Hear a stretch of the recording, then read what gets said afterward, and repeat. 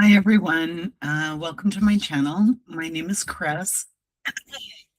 She talks to angels. I'm here to do a 3-card past, present, future reading for Capricorn. What does Capricorn need to know when it comes to spring romance 2026?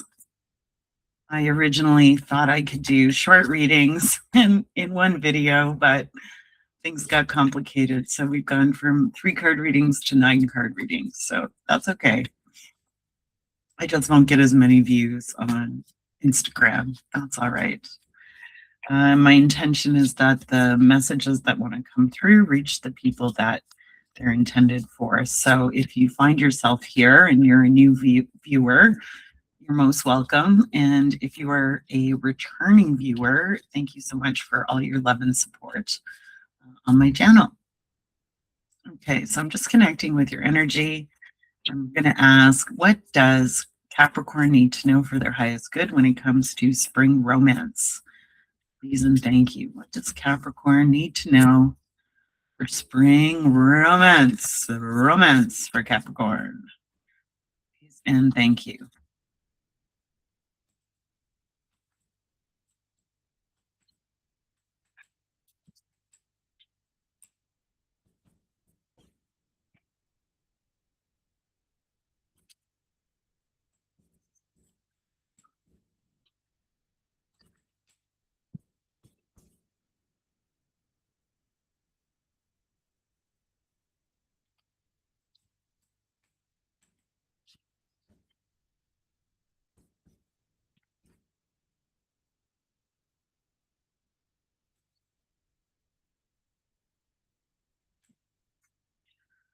Okay, so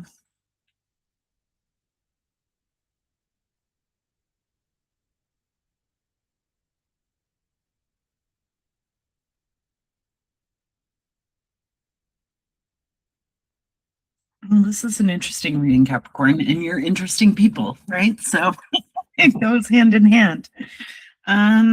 Okay, so your recent past, we have the Emperor. You're here now, we have the Knight of Cups. That's a good sign. In future, we have the Six of Pentacles. Okay.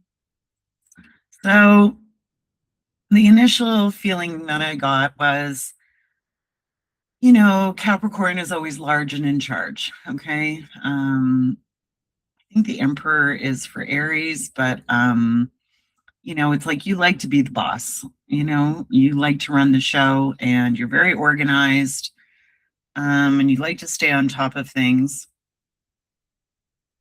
But with the Hanged Man here, there's some things in your life it's telling me where you feel like, you know, the Hanged Man is all about things kind of not turning out the way you expect them to, kind of being surprised by something. Sometimes it can be a misunderstanding or an argument, something goes wrong. But we have the Four of Swords here, okay? So you've kind of just been taking it easy, maybe meditating, maybe going for walks, trying not to focus on all your problems, just focusing on what's working well. And but it's sort of like when we go through changes, um, like the Hanged Man, we just have to stay positive and hope, and I shouldn't say hope, but know that Spirit is bringing you, you know, what you've asked for. Okay. So, um, so yeah, so I do see you staying positive and hopeful, even though things haven't necessarily worked out in your favor. You haven't been sweating the small stuff. But yeah, Spirit is saying it's so important when you go through changes to just keep focusing on asking for what you want. Okay. Um, and the feeling I got when I first started reading your cards is maybe you've been working really hard, and because you're going through changes, it's sort of allowed you to focus on other things. Okay. So maybe in the spring you've been working really hard, and And because you're going through a break or a change of some kind, it's giving you more time to focus on your partner or focus on finding a partner. Okay. So in the here and now with the Knight of Cups, I feel like in the spring, you want to spend time with your partner. With the Knight of Wands and the Sun here, there might be time if you're in a connection to go on a trip, to go on a honeymoon, to go on an anniversary trip or something like that. We have the Sun here. So the Sun is saying like you're leaving behind, negative feelings from the past. There's new growth, new opportunities. Of course, and the Sun card is a reminder to not compare your journey to anyone else's. So, if you haven't been able to take a vacation in a couple of years, like let go of feeling bad about shoulda, woulda, couldas, right? Tomorrow's a new day. And so, yeah, so there's some kind of romantic trip. If you like someone and maybe they live in another city, if you're single and you're dating and, you like someone who lives somewhere else, you might travel, to be with them, or you might travel with a boyfriend, girlfriend, but there's some kind of romantic vacation that you're feeling good about, and it's helping you release any negative feelings from the past, and it's showing you that like new growth is possible, either in a connection or in a new connection. When it comes to love, the advice that you're getting is the Six of Pentacles. Okay, so I asked for more information, and we have the Ten of Pentacles again, and this has been showing up in almost every reading, and the Moon. Okay, and the Moon doesn't give you a lot of information. So I asked for the card on the bottom of the deck, and we have the Star. Okay, so looking at all of these cards together, it's sort of like when it comes to love, you're learning about equal give and take. Okay, so if you've been the primary receiver in romance in the past, you're being asked to give. And if you've been the giver, you're being asked to be more open to receiving. People are getting really serious. I don't know what's going on, but people are getting really serious about what they want in love. Okay, so if you're single, you've been casually dating, especially if you've been the primary giver, you're like, whoa, like I want to be with a giver too. If you're a responsible person who's only dated irresponsible people, you want to date a responsible person too, is what I'm getting. And so, and this has come up in other readings. It's like if you've had a certain type, right, that you've always dated, and you're wondering like, like why don't things work out for me? But you've kind of been, attracting the same type. This is about putting yourself in new environments, meeting new people, being open to dating people that maybe you wouldn't have considered in the past, right? And the whole process itself, it's like it's telling me that you're going, through a healing journey with the Star, right? You're letting go of things that didn't work out from the past. Maybe you had grief or felt feelings of guilt or any kind of negativity from the past. You're learning to let go of that and heal from that. But you're also learning to trust yourself. Okay. And so that can be really hard, especially if you've been feeling guilty or bad about a relationship that didn't work out in the past. Right. And so God's spirit is saying, you have to be really clear about what you want. Okay. And to believe and expect that you deserve it. Okay.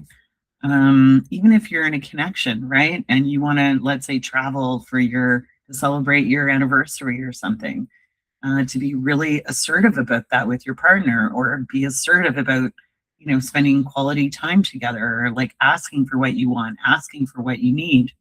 And when the Moon card comes in, it's telling me like, you're not going to get any kind of, I don't know what sorry.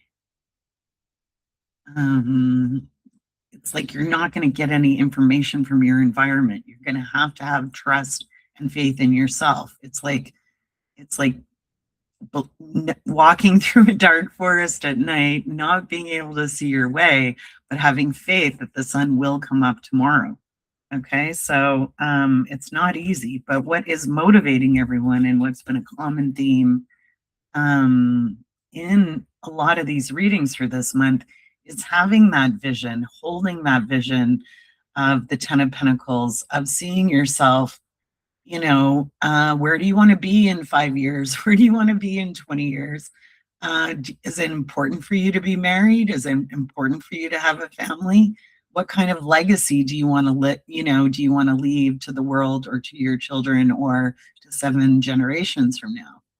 Um, it's interesting. I haven't been talking about myself during this series, but I feel called to share. Like, I submitted my DNA to ancestry.com, and I have a seventh great grandmother who came up as Cherokee.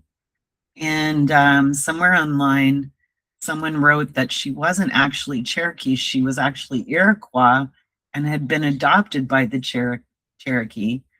And then if you look at what Iroquois means, it has, I forget what it is. There's like 4 or 5 tribes that fall under the title of Iroquois. So she could have been Mohawk, she could have been, anyways, all of these indigenous tribes in North America. Because I'm a first generation Canadian, I never in a million years thought that I would have ancestral ties to the land, especially from a culture that thinks 7 generations in advance. The seventh great grandmother, to think that she would have a great granddaughter whose parents came from the Ukraine. Like, it's crazy. You know, so I'm definitely feeling like that for some reason, whatever's going on in the world, people are really thinking hard about the choices that they make and where they spend their money and their resources and their attention, and what impact is that going to have 7 generations from now, right? So it's what we do in life echoes in eternity. Okay, so I find that super interesting that people are getting more serious about love and romance and not messing around anymore. Okay. But for you, Capricorn, Spirit is saying, you have to have faith in yourself. You have to trust yourself. Okay. You're not going to get information from the people around you. Okay. So sorry about that. I have to make some hot tea. I've been drinking cold water and it's kind of impacting my throat. But anyways, so sending so much love to you, Capricorn. I'm glad that that you're feeling optimistic and wanting to have fun this spring and spending a little bit of time on your love life, whether you're single or in a connection. Okay, sending love and hugs, and I look forward to reading for you again soon.